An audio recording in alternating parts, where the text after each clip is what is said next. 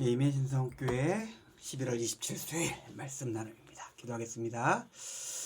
하나님, 눈이 많이 내리고 날이 많이 추워지는 이제 겨울이 되었습니다. 얼어붙어 있는 몸과 마음, 그것도 삶의 문제를 가지고 하나님의 앞에, 말씀 앞에 서고자 합니다. 주의 말씀의 능력이, 성령의 역사가 이 시간 우리와 함께하여 주시고, 말씀 가운데 말씀을 사모하는 주의 백성에게 하나님의 아름답고 놀랍고 크신 능력으로서, 권능으로서 이 시간 우리와 함께하여 주셔서 감사드립니다. 예수님의 이름으로 기도했습니다. 아멘. 그래, 바로 말씀 보겠습니다. 마태복음 11장 1절에서 5절입니다. 마태복음 11장 1절에서 5절까지 말씀. 예수께서 12제자에게 명하시기를 마치시고 이에 그들의 여러 동네에서 가르치시며 전도하시려고 거기를 떠나가시니라. 요한이 옥에서 그리스도께서 하신 일을 듣고 제 아들을 보내어 예수께 여짜오되 오실 그이가 당신이 오니까 우리가 다른 일을 기다리오리까. 예수께서 대답하여 이르시되 너희가 가서 듣고 보는 것을 요한에게 알리되 맹인이 보며 못 걷는 사람이 걸으며 나병한 자가 깨끗함을 받으며 못 듣는 자가 들으며 죽은 자가 살아나며 가난한 자에게 복음이 전파된다 하라. 아멘. 우리가 10장까지 예수님께서 제자를 세우시고 파송하시는 장면이 나옵니다. 그런데 11장 1절을 보면은 그 다음에 이어지는 이야기가 나와요. 예수님께서 제자들에게 할 일들을 가르치시고 그 다음에 필요한 지식을 알려주신 다음에 능력과 권능을 주시고 본인도 거기를 떠나셔서 여러 마을을 다니시면서 자신이 제자들에게 명령한 것들을 가르치는 것들을 동일하게 행하십니다. 가르치시며 위로하시고 전도하셨습니다. 우리가 잘 알고 있는 마태복음 28장에 예수님께서 우리에게 분부하신 명령들이 있죠. 예수님께서 우리에게 분부하신 것들은, 우리에게 하라고 부탁하신 것들은 예수님께서 먼저 행하신 것들이었습니다. 예수님께서 충분히 이 땅에서 3년 동안 사역을 하시면서 계속 돌아다니시며 만나시며 고치시며 가르치시며 구원하신 일들을 이제 내가 없으니 너희가 나 대신 땅끝까지 가서 이 일들을 전하라 행하라 라고 하면서 우리에게 말씀하고 부탁하신 것입니다. 그렇기 때문에 우리가 예수님께서 명령하신 우리가 살아가는 삶과 우리가 행하는 것들은 어떻게 얘기할까요? 약속이 있습니다. 능력이 있습니다. 소망이 있습니다. 물론 우리의 삶이 어렵고 우리 앞에 놓인 사명이 너무나 무거워 보이는 것은 솔직한 사실입니다. 그런데 사명이 아무리 무거워 보이고 내 능력이 적다고 해서 우리가 위축되거나 우리가 뒤로 물러서서는 안 됩니다. 왜냐하면 거기에 약속이 있고 거기에 생명이 있고 거기에 애만 소망이 있기 때문에 그렇고 예수님께서 그것을 이미 자신의 삶과 십자가와 부활로서 보여주셨기 때문에 그렇습니다. 자, 그런데 이런 예수님의 사역에 대해서 의문을 제기하는 사람이 있습니다. 근데 바리새인이 아니라 세례 요한이에요.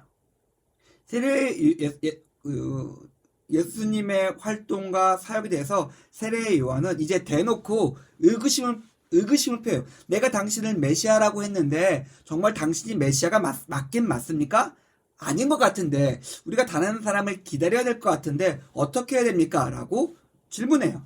그런데 이게 그냥 생뚱맞게 툭 터진 일이 아니라 계속 누적된 일들이었습니다. 금식에 대해서 9장에 보면은 요한의 제자들과 금식에 대한 문제가 있기도 했었고, 그 다음에 요한복음에 보면은 결례에 대해서도 요한의 제자들과 예수님 메시아들 사이에서는 다른 해석이 있었습니다. 그리고 세례 주는 사람이 예수님보다 많아진다라고 했을 때 그 요한과 요한의 제자들의 또 반응이 또 요한복음에 나타나 있기도 합니다. 그런데 다르네? 뭔가 차이가 있네? 그런데 세례 요한과 예수님의 가르침과 능력과 그 모든 것에는 너무나 현격한 격차가 있습니다. 세례 요한의 가르침과 능력과 세례는 분명한 한계가 있었고 그 한계는 세례 요한의 제자들의 모습에서 나타납니다. 그래서 세례 요한은 처음에 자신의 제자들을 예수님께 보내기도 했죠. 분명한 것은 우리가 신학적으로 여러 가지로 더 얘기할 수는 있겠지만은 그러나 우리가 여기서 분명히 확인해야 될 것들이 하나 있습니다. 사람의 가르침, 좋은 사람, 훌륭한 사람의 한계입니다. 분명히 사람의 노력과 사람의 성과는 그 끝이 있습니다. 우리는 쉽게 사람을 바라보며 사람을 의지합니다. 어우, 훌륭하다. 어우, 좋다. 괜찮은 것 같다. 라고 했을 때 그 몇 가지 좋아 보이는 모습 때문에 그 사람을 신뢰합니다. 적당한 얘기는 아니겠지만 사람들이 사기를 당하는 것도 그런 거 아닌가요? 저는 잘 모르겠습니다만은. 어떤 사람이 가지는 정말 뛰어난 면이 있을 수도 있겠죠. 훌륭한 점이 없진 않을 거예요. 그러나 그 사람을 바라보고 그 사람을 의지하게 된다면은 그 끝에는 분명한 한계 때문에 넘어지는 지점이 있을 것입니다. 좋은 사람이 있을 수 있지만은 우리의 스승이 되며 우리의 주인이 되시는 예수님이 있다는 사실을 언제나 기억하며 그 말씀과 그 가르침과 매일 기도 속에서 나를 인도하시는 성령의 인도하심이 언제나 내 삶에 가장 먼저 와야 됩니다. 공동체에 드리는 예배 가운데 먼저 있어야 됩니다. 그 다음에 좋은 사람들과 함께하며 더 좋고 아름다운 삶을 함께 살아가는 모습이 있는 것이겠죠. 3절에 보니까 오실이가 당신입니까? 라고 했을 때 오실이가 나다 라고 얘기하는 거죠. 성경에서 분명히 우리에게 이야기하고 있습니다. 다른 이도 없고 다른 이름도 없다. 구약의 선지자들이 계속 외쳤습니다. 주의 이름으로 오시는 이가 있다. 나귀를 타고 오시기도 하며 처녀에게서 나시기도 하며 그 여러 가지 것들을 우리에게 알려줬습니다. 그 말씀 그대로 예수님께서 이 땅에 오셨고 그 말씀 그대로 아픈 자, 가난한 자들과 함께하며 그들을 치유하며 살아가셨고 또한 죽으시며 또한 부활하셨습니다. 말씀 그대로 읽고 말씀 그대로를 이해한다면은 우리는 예수님의 모습에 대해서 어떠한 의문도 의구심도 위화감도 없습니다. 그런데 세례 요한은 자기의 인간적인 방법으로서의 세례, 가르침, 삶의 모습이 있으니까 그것과 예수님의 모습과 좀 삐걱거리고 대치되는 모습이 있으니까 바로 의심을 하게 된 것이죠. 말씀 그대로 예수님께서 하시고 보여주신 모습 그대로를 바라보며 그대로를 믿어야 됩니다. 어느 순간 우리는 너무나 쉽게 내 감정이 침투합니다. 내 인간적인 상황과 내가 세상에서 살아가는 가치들이 내 눈과 내 마음속에 침투합니다. 그것들이 들이우는 순간 세례 요한처럼 예수님을 의심하게 된다는 것이죠. 사랑하는 성도님들, 우리 지금 우리에게 도대체 예수님은 어떤 분일까요? 예수님이 정말로 우리의 구주가 되시며 우리를 인도하시며 우리의 모든 것들을 주장하시며 우리의 모든 삶을 통해서 영광 받으시는 주님이실까요? 아니면은 난 이렇게 살고 싶은데 난 이렇게 가고 싶은데 뭔가 이상하네? 어떻게 하지? 그래도 내가 세상에서 살려면은 내가 먹고 살려면은 내가 그래도 요 정도 누리고 살려면은 이렇게 되는 건 아닌가?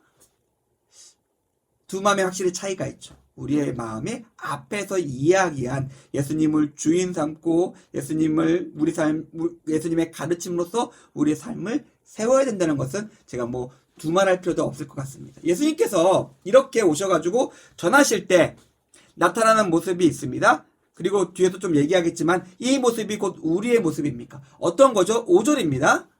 맹인이 보며 못 걷는 사람이 걸으며 나병 환자가 깨끗함을 받으며 못 듣는 자가 들으며 죽은 자가 살아나며 약하고 아프고 병든 것들이 온전케 되며 심지어 죽은 자들까지 살아난다라고 이야기하고 있습니다. 예수님은 고치십니다. 예수님은 고치셔서 그 사람을 온전케 하십니다. 그런데 이 말씀을 좀 제가 확대해서 해석하겠습니다. 이 말씀 자체가 아니라 죽은 자가 살아난다. 그리고 뒤에 우리가 더 살펴보겠지만 가난한 자에게 복음이 전파된다. 예수님께서 오셔가지고 그 앞에서 쭉 이어지는 그 병자들을 고치는 모습은 육신의 질병과 아픔을 그리고 불구를 고치시는 모습이지만은 예수님은 동시에 마음을 고치십니다. 성경에 보면은 눈먼 자가 눈을 뜬다, 맹인이 보게 된다, 저는 자가 걷게 된다라는 그 쭉 앞에 있는 모습들은 메시아가 오셔서 행하시는 일들이기도 하면서 어둠에 있다가 다시 밝은 빛으로 진리를 알게 되는 사람들에 대한 묘사이기도 합니다. 뭐 쉽게 얘기해서 예수님은 몸도 고치시지만 예수님은 마음도 고치십니다.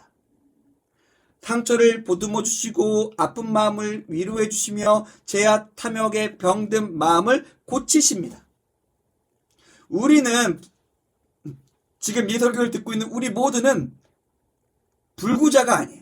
육체의 불구가 없습니다. 우리는 다 건강해요. 뭐 물론 허리도 좀 아프고 무릎도 좀 아프고 아이고 두통도 좀 있는 것 같고 어깨는 매일 결리는 그런 거 있을 수 있겠죠. 그 말고 그렇다고 우리는 불구자가 아닙니다. 그런데 우리는 마음의 불구자입니다. 우리의 마음 속에 있는 상처와 아픔이 있고 죄와 탐욕이 있습니다. 우리는 반드시 병들었던 자들이 예수님께 나와서 고침을 받았던 것처럼 우리도 예수님께 나와서 우리의 마음에 우리의 영혼의 상처에 치유를 받아야 합니다. 우리의 아픔을 씻어야 됩니다. 그렇지 않다면은 마음이 병들었음에도 불구하고 그들이 육신이 건강하고 사회적 지위가 높아가지고 마음에 병든 것들을 치료하지 못했던 자들이 예수님을 죽였던 것처럼 우리도 비슷한 종류의 실수를 저지르게 됩니다. 가장 먼저 해야 되는 것이 있다면은 우리의 삶과 신앙에서 어쩌면 가장 먼저 해야 되는 것이 있다면 예수님께 나와서 납작 엎드려서 우리의 마음 가운데 함께 하시기를 구하는 것입니다. 긍휼과 자비를 구하는 기도로서 하나님께 나아가야 되며 우리의 죄를 사해 주시기를 구해야 됩니다. 우리의 마음이 치유받고 우리의 마음이 온전케 되어야 합니다. 그래야 우리가 온전케 되고 그래야 우리가 살 수 있으며 소망이 있으며 구원을 얻을 수 있기 때문에 그렇습니다.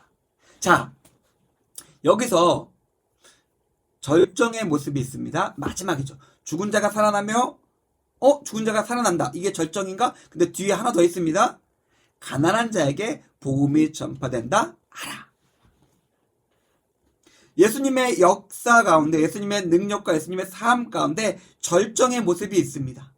그것은 뭐 나사로야 무덤에 나와라 라고 하는 그런 모습이 아니라 예수님께서 물론 무덤 십자가에 죽으시고 무덤을 깨고 나오시는 모습 그렇죠. 그런데 예수님께서 말씀하실 때 가장 하이라이트의 모습은 가난한 자에게 복음이 전파된다. 가난한 자들, 비천한 자들 이런 사람들은 비난과 멸시의 대상입니다. 누구도 그들에게 관심을 가지지 않고 누구도 그들에게 말을 걸지 않습니다. 명령을 할 뿐이에요. 그들에게 해야 되는 말들은 알겠습니다 라는 말밖에 없어요. 그러나 예수님을 만나고 마음과 영혼의 온전함을 받은 자들, 마음의 불구를 치료하고 마음의 상처가 씻김을 받고 영혼이 살아난 자들은 예수님처럼 예수님의 명령을 따라서 여러 곳을 돌아다니면서 예수님을 전하며 예수님께서 명령하시는 일들을 행하게 됩니다. 스스로 낮아졌기 때문에 낮은 곳에 있는 자까지 만나서 그들을 만나고 그들을 위로하고 그들을 고치며 그들을 구원 얻을 수 있게 도와줍니다. 저는 이 모습이 예수님께서 우리에게 부탁하시고 명령하시고 바라시는 삶이라고 생각합니다. 다른 모습들은 맹인이 본다, 못 걷는 사람이 걷는다, 나병 환자 깨끗하게 된다, 못 듣는 자가 듣는다, 죽은 자가 살아난다. 이거는 각자 개인에게 일어난 일이에요. 그러나 가난한 자에게 복음이 전파된다는 것은 그렇게 변화된 개인이 이제 살아서 온전하게 살아가면서 나타나는 삶의 열매입니다. 우리에게 이 삶의 열매가 있어야 됩니다.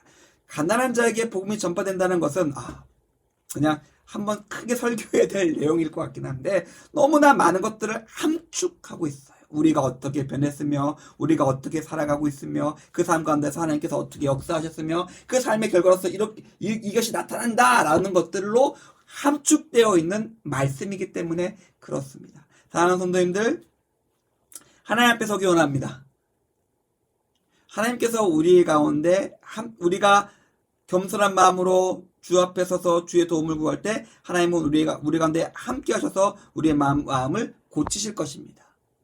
그리고 그 고침을 받은 우리는 예수님의 명령에 따라, 예수님의 말씀을 따라, 예수님께서 가신 길을 따라 나의 십자가를 지고 예수님처럼 살아갈 것입니다. 우리의 삶을 통해서 온전한 예수님의 명령이, 뜻이, 바라는 것들이 온전히 이루어지며 승리하시는 임예신속교회 교우님들의 삶이 되기를 주님의 이름으로 축원드립니다. 제가 기도하겠습니다. 하나님 감사합니다. 오늘 말씀을 통해서 예수님께서 명령하시고 보이시는 삶, 그리고 그 삶을 우리가 어떻게 살아야 될지 생각해 보았습니다.